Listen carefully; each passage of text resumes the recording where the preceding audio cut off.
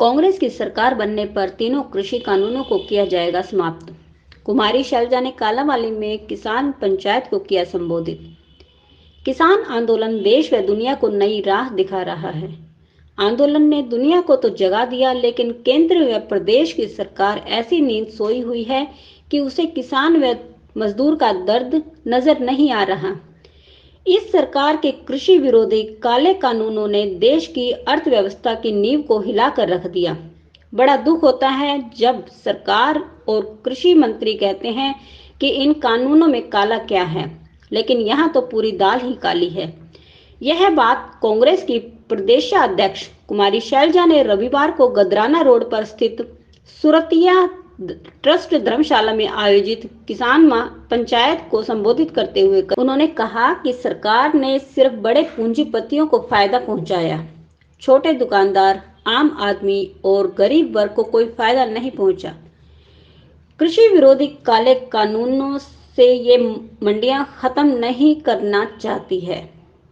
सरकार कहती है कि हम मंडियां बंद नहीं करेंगे। मंडियां तो अपने आप ही बंद हो जाएंगी। सरकारी मंडियों में टैक्स लगेगा और बाहर टैक्स नहीं लगेगा। यह इस सरकार की मंडियों को खत्म करने की सुनियोजित साजिश है। किसानों को न्यूनतम समर्थन मूल्य नहीं मिलेगा। बड़े बड़े पूंजीपति आएंगे तो किसान, मजदूर और छोटा व्यापारी और आड़ती खत्म हो जाएगा। किसान और मजदूर की अनदेखी होगी तो ग्रामीण क्षेत्र बर्बाद हो जाएगा। कुमारी शैलजा ने कहा कि हरियाणा और पंजाब के किसान हरित क्रांति लेकर आए थे। देश को आत्मनिर्भर किसान और मजदूर और कांग्रेस की नीतियों ने किया है। यह सरकार सिर्फ खोखले नारे देती है। यह कृषि कानून वर्ष 2006 में बिहार में लागू किए गए थे। आज बिहार के किसान मजदूर बनकर रह गए हैं। अब यह सरकार हरियाणा के किसानों को भी मजदूर बनाना चाहती है। किसान बड़े पूंजीपतियों से लड़ाई नहीं लड़ सकता। इस सरकार के काले कानूनों से जमाखोरी को बढ़ावा मिलेगा। इसके लिए पूंजीपतियों ने पहले ही बड़े बड़े गोदाम बनवा लिए हैं। सरकार खरीद नहीं करेगी। गरीबों के राशन के लिए जो खाद्य सुरक्षा का कानून बनाया गया था वह सब खत्म हो जाएगा। उन्होंने कहा कि देश में कांग्रेस की सरकार बनने पर तीनों कृषि कानूनों को समाप्त कर दिया जाएगा। कर दी है इस वर्तमान सरकार ने, भारतीय जनता पार्टी मोदी सरकार ने। और दुख की बात यह है कि हरियाणा सरकार भी इसमें चुप बैठी है, बल्कि इनके मंत्री ऐसे गलत बयान देते हैं जिसमें कोई संवेदनशीलता नजर नहीं आती, लोगों का दुख समझते नहीं। ऐसी बात करना आज के दिन जब लोग किसान अपने जान देते हैं और उनके बारे में अभद्र बातें कहना, ये कोई हमारे देश की प्रदेश की संस्कृति नहीं। अच्छा होता कि हरियाणा सरकार यहाँ के किसानों की, मजदूरों की बात को लेकर केंद्र सरकार के पास जाते और केंद्र सरकार से आग्रह कर वापस करें। लेकिन दुख की बात ये नीचे है, यहाँ पर आज हमारे राज्य में भी किसानों की बदहाली हो रही है और ये सरकार मूक दर्शक बनी। मुझे ये बता दीजिए कि वो अपनी नाकामियों के पीछे कांग्रेस पार्टी को कैसे कह सकते हैं। जो आज के दिन ये परिस्थिति बनी है, ये कांग्रेस ने पैदा नहीं की, ये खुद सरकार ने पैदा की है। तीनों काले कानून लेकर आए, ना ये कानून लेकर आते की स्थिति बनती, ना किसान मजदूर मजबूर होते कि वो अपना घर बार छोड़कर सड़कों पर आए, सर्दी में बैठें, बारिश में बैठें, कितनों की जाने जाएं, कोई नहीं चाहता था।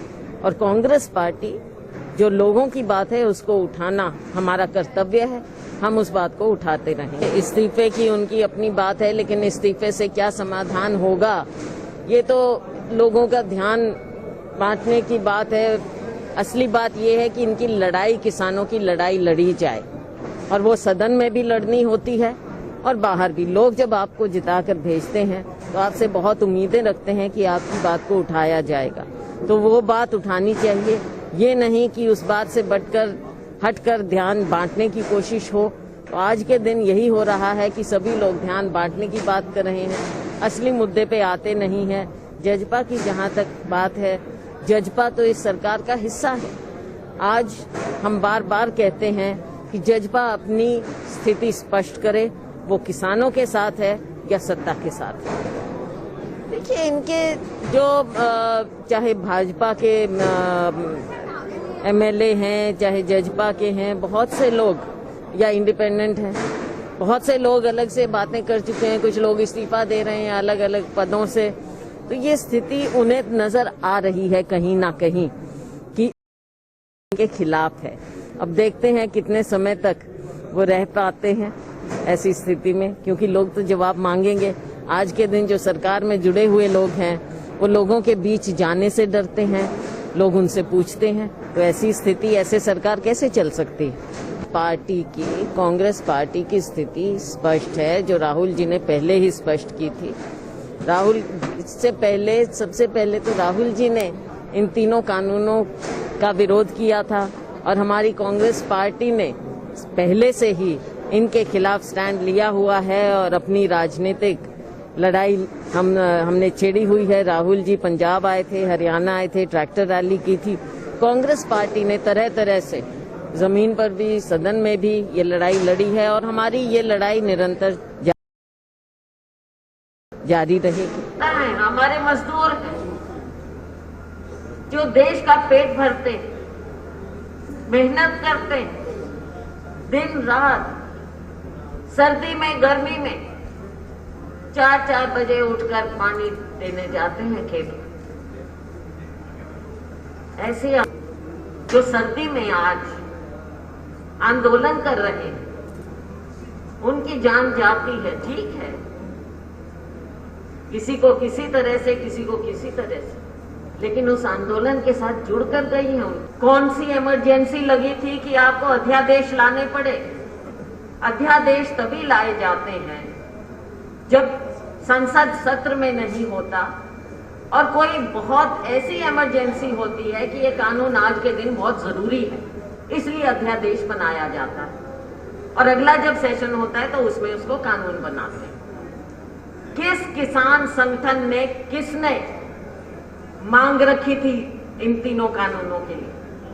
किसी को पता भी नहीं था, ना इनका एजेंडा था, कहीं लिख के नहीं दिया था इन्होंने कि हम ये ऐसा करेंगे। आज ठीकरा हमारे ऊपर या डॉक्टर मनमोहन सिंह के ऊपर मत छोड़ो, इस तरह की झूठ नहीं चलेगी। मंडियों को लेकर आए, उसकी एक्सपेंशन हो, अब ऐसे मत बोलिए।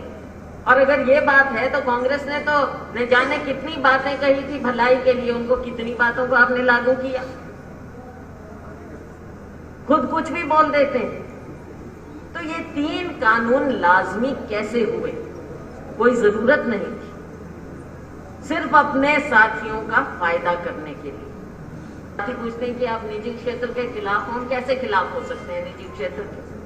बिल्कुल खिलाफ नहीं, लेकिन हाँ, हम खिलाफ हैं कि इनके ये 2-3 साथियों को जो फायदा देते हैं और सारे निजी क्षेत्र को खत्म करना चाहते हैं। जो छोटा उद्योग, दुकानदार, मंडियां सब हैं, जो अपना अपना कार्य करते हैं, हमारे युवा, उनके काम को आप ठप करना चाहते हैं। बड़े लोगों का ही काम आप करना चाहते हैं। हमें इस बात से एतराज है। हम चाहते हैं निजी क्षेत्र पनपे, अच्छे लोग, छोटे हमारे दुकानदार, जहां पर सबसे ज्यादा रोजगार मिलता है, उसको तो आप खत्म कर रहे हैं। कोरोना की आड़ में आपने सबको खत्म कर दिया और कोरोना के बाद आपने कितने छोटे लोगों की मदद की है ये बता दो। अगर आपको हमारी वीडियो पसंद आए तो उसे लाइक, शेयर और सब्सक्राइब जरूर करें। जल्द ही हम आपको एक नई जानकारी से रूबरू करवाएंगे।